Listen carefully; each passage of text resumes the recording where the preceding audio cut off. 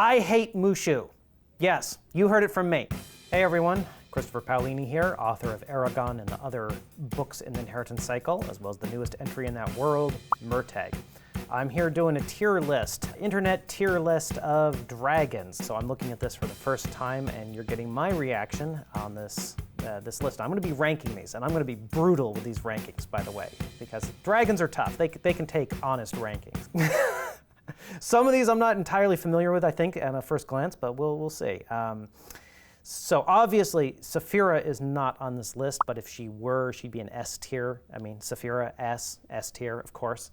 But let's start. So first we have Falkor from The Never-Ending Story. I mean, I love The Never-Ending Story, but I mean, Falkor has fur, so I mean, I'm gonna put Falkor in the, I'm gonna say B tier. He's not really a dragon, is he? He's a dog.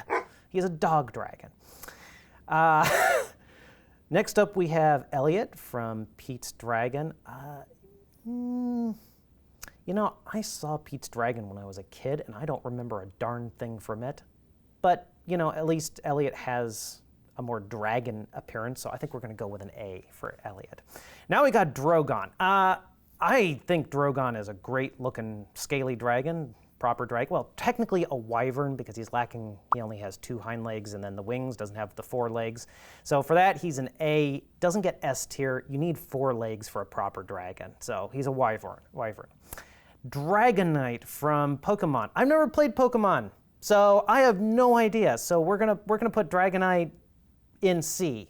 Yeah. Smaug. Okay, Smaug is a proper S tier dragon. 4 legs, great personality if you like, you know, ravaging and riddles and all sorts of things like that. Definitely an S tier. Spyro. Now, funny thing with Spyro is that the company that made the Spyro games actually worked on the Eragon video game back in the day.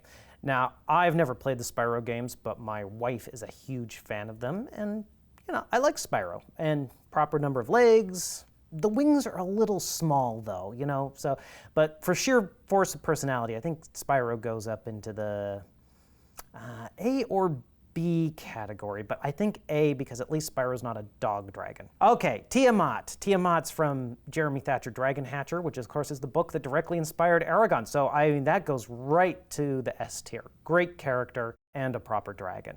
Toothless. Yeah. Toothless is a good dragon. I think this is a solid A. Only reason I'm not going S tier is because S tier is for like legendary dragons. I don't think Toothless is quite in the legendary category yet, but definitely solid A. All right, Dragon Slayer, Vermithrax Pejorative. This Vermithrax gets S tier simply for the name. This is like the greatest name for a dragon ever, and actually is a great dragon. Although he might be a wyvern, I can't remember off the top of my head, and I would demote him for that, but he's just such a good classic dragon. Sisu from Raya and the Dragon. I have not seen this movie yet, so I can't rate Sisu. So Sisu's gonna stay at the bottom, unfortunately. Sorry, folks. The dragon from Shrek. Good, but the more modern take just doesn't feel right for a dragon for me, so I'm gonna put the Shrek dragon in the B category. So, good dragon, but, you know, she likes a donkey. What can you say? That's not a legendary dragon. Puff the Magic Dragon. Classic, absolutely classic. I mean, I think that has to be S tier, right? Absolutely. All right, Mushu. Mushu is a D. I hate Mushu. Yes, you heard it from me. Completely breaks the world building, wrong tone for the story, absolutely worst thing in the movie. Only thing I can say is visually looks like a nice dragon for that style of dragons, but personality puts him in a D. So, Maleficent, S. That's a proper dragon. Mushu is not, Maleficent is. S tier. Hydra, B tier. B tier, 3 heads, you know. Haku from Spirited Away, S tier. That.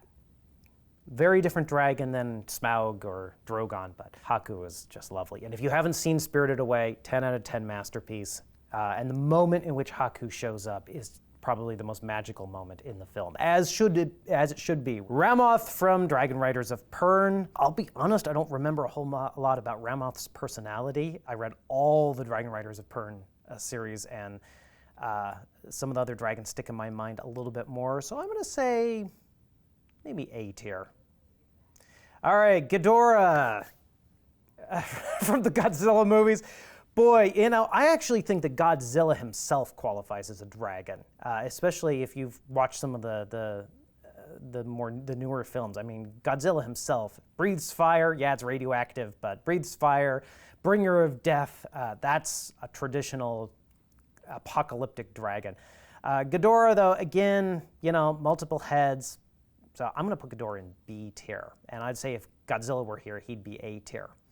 Or S tier, sorry. To me, a S tier dragon is one that has an appropriate weight of character, almost like a mythical appearance and feeling, should actually look like a dragon, so wings and scales and all of that, unless, of course, we're going with an Asian-style dragon, in which case it's nice to be appropriate to that.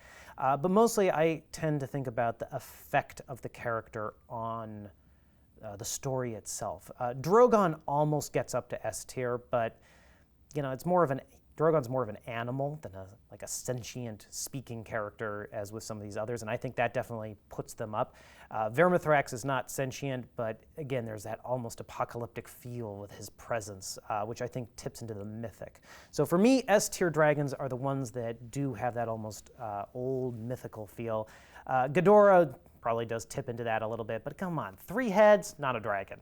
So that is my ranking. I hope this sparks some argument and conversation. Leave your rankings in the comments.